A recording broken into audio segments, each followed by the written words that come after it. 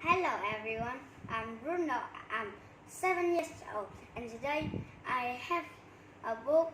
I have a story about Don's hiccup. Okay, let's read. Don enters a competition. She will sing on television. Don is nervous. Oh no, I can't sing.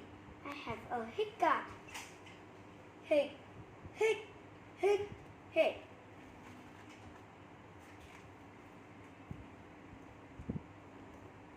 Don's mother gives her a scare. Don still has hiccups. But Don still has hiccups. Put your fingers in your ears. Suck on a slice of lemons.